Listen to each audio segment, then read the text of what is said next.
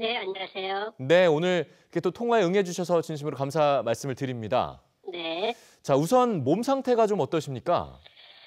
양호한 편인데요. 예. 그래도 지금 너무 당황스럽고 이게 꿈인가 싶어요. 또 아, 가족 걱정, 또 지인들, 온갖 생각이 나서 정신적으로 너무 힘듭니다. 가족들과 격리가 되어 있고 지금 양호한 편이라고 말씀하셨는데 그건 어떤 상황을 말씀하시는 겁니까?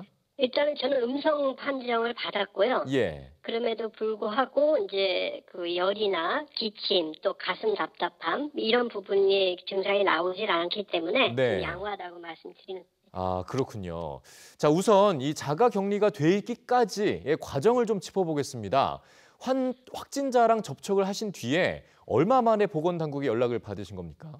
연락이 온 건 아니고요. 예. 확진자 부분에 대해서 입원했다는 소식을 듣고 제가 그 확진자 소재지의 보건소에서 저한테 연락이 온 게 아니라 네. 제가 먼저 우리 그 근처의 보건소에다가 밀접 접촉자다라고 신고를 해서 먼저 자발적으로 신고한 경우예요. 그러고 나서 이제 그걸 통해서 그쪽 그 확진자 그 보건소에서 이제 그 밀접 접촉자라고 나중에 확정이 된 케이스죠. 그렇군요. 그러니까 당국에서 연락을 취한 게 아니라 선생님께서 먼저 제가 먼저 자발적으로 신고를 하신 한 거군요. 겁니다. 예, 예. 예. 자, 우리가 이제 보통 예상하기로는 환자와 확진자 이렇게 접촉한 사람들은 특히 선생님처럼 밀접 접촉자로 분류가 되면 당연히 보건당국이 먼저 나서서 감염이 됐는지 검사도 좀 해줄 거라고 생각을 했는데 그렇지 않은 것 같습니다.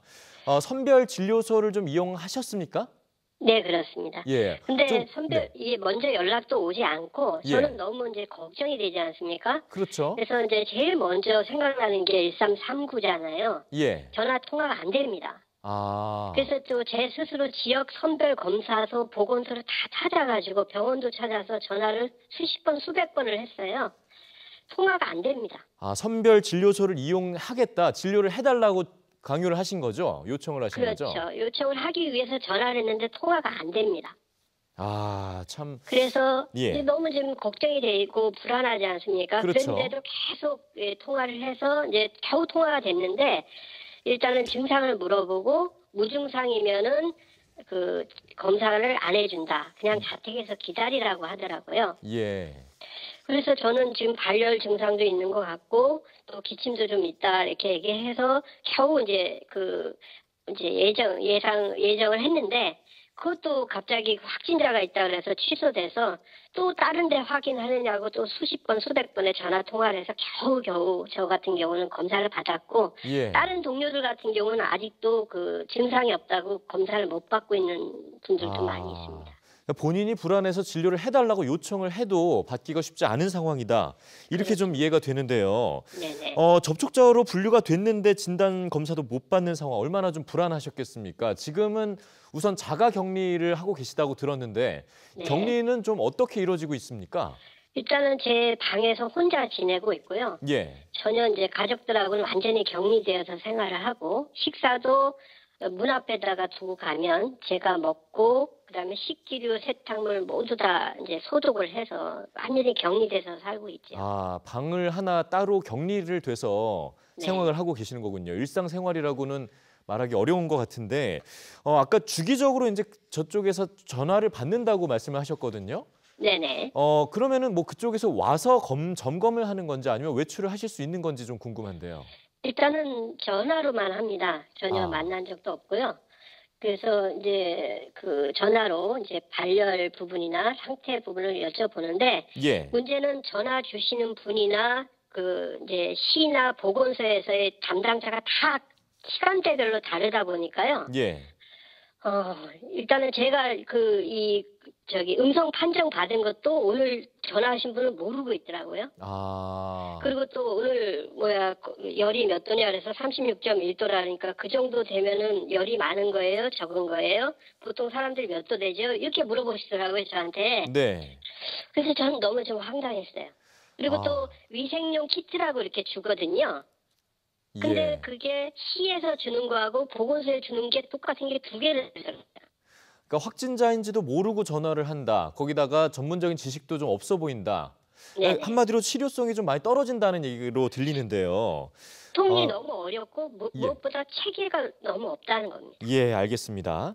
자, 우선은 좀 지금은 격리되신 지는 얼마나 되셨죠? 기간이? 이제 일주일 다 돼갑니다. 일주일 정도요. 네. 저희가 이제 잠복기를 2주 정도로 보고 있고 격리가 2주 정도 이루어지지 않겠습니까? 네. 이 격리 기간이 끝나면 좀 어떤 절차를 거쳐서 해제가 되는지 알고 계십니까? 아무런 통보가 없었고요. 예. 저는 이제 또 궁금하니까 다른 분들한테 여쭤보거나 이렇게 찾아보면은 원래는 해제되기 전날에 다시 최종 검사를 해서 이상이 없으면 해제가 된다는 걸로 알고 있는데 예. 그 부분에 대한 안내는 지금까지 없습니다. 아, 그렇군요.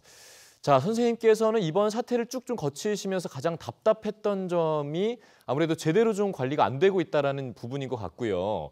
지금 의심 환자만 10,000명이 넘는 실정이고 진단검사나 자가격리 같은 초기 감염망에 좀 보강할 부분이라든가 이런 것들이 좀 걱정스럽다, 좀 나아져야 한다라는 점들이 있으면 좀 말씀을 해주시죠, 마지막으로요. 이제 다른 모든 국민들 마찬가지인 건데 이제 답답하고 불안한 부분이거든요. 예. 일단은 소통이 안 된다는 거예요. 전화가 안 되고 정확한 답을 안 주고 검사도 안 해주면서 집에만 대기하라고 하니 네. 너무나 불안하고 또 저도 피해자인데 가해자가 돼버리는 상황이거든요. 예. 이런 부분에 대해서 소통 부분에 대한 것을 좀 더 보강해주고 또 아까 말씀드린 체계 부분이 엉성한 부분도 빨리 해서 이게 서로 지역 간 또 편차도 너무 크거든요. 이걸 예. 좀 빨리 해소해줬으면 좋겠습니다. 예, 얼마나 많이 불안하시고 또 답답하시겠습니까? 정말 꼭 좀 빨리 쾌유하시고 완쾌하시기를 바라겠고요. 오늘 또 이렇게 익명으로 정보 주셔서 대단히 감사합니다. 고맙습니다. 네, 감사합니다.